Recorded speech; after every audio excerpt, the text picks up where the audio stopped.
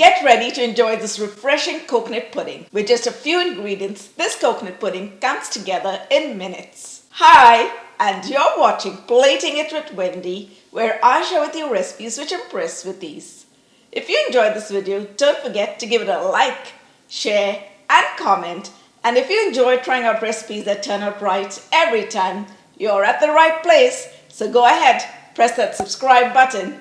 And while you're at it, if you hit the bell icon, you'll get notified every time I upload a new video. Now, let's get started. We're going to start by prepping the bowl in which we're going to set the coconut pudding. I'm just brushing on a little bit of coconut oil around the bowl. And this is going to help to release the coconut pudding once it has set. Now let's keep this aside and bring our pudding together. To set our coconut pudding, we're not going to be using any Agar Agar or gelatin. So we're going to be going in with 1/4 cup of cornstarch instead. And we're going to go in with 2 cups of coconut milk, but we're just going to add about 1/4 cup first to this. We're just going to stir it so that the cornstarch gets a chance to smoothen out. And once you have a smooth slurry, you can add in the rest of the coconut milk. And now let's just give that a gentle stir. Now I'm using a canned coconut milk, but you could always go in with fresh coconut and extract the milk from it.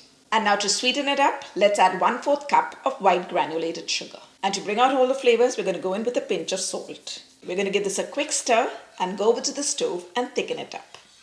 Now with our heat on low, we're going to keep stirring it till the coconut milk thickens. You want a nice, silky, smooth pudding. When the weather's hot, this is such a refreshing dessert to make, and it's so easy and quick to come together with such a few ingredients. After about 5 to 7 minutes, you'll find that the coconut milk has started thickening, but we still have some time more to go before we take it off the heat. Just make sure that you keep stirring it constantly. And when your mixture is thick like that, and you can get a ribbon consistency, you know it's time to take it off the heat. Now let's pour this into the bowl that we had kept prepared.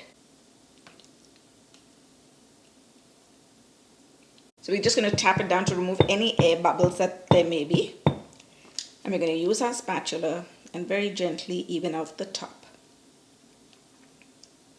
Now we're going to allow this to cool till it comes to room temperature. Then we're going to cover it up and refrigerate it for 3 to 4 hours before we cut it and enjoy it. I've just taken the pudding out of the refrigerator. So now let's unmold it. And you can see it has set very well.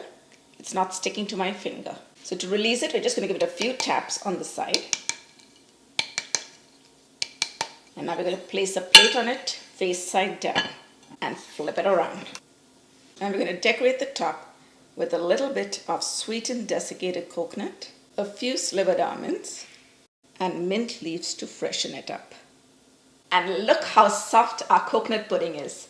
It jiggles with just a touch. Oh my goodness. Look at that. And now it's time to give our coconut pudding a taste. Wow. Wow, it's so soft.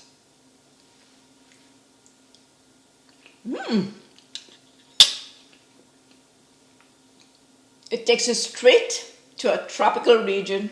Imagine yourself on the beach having a good time.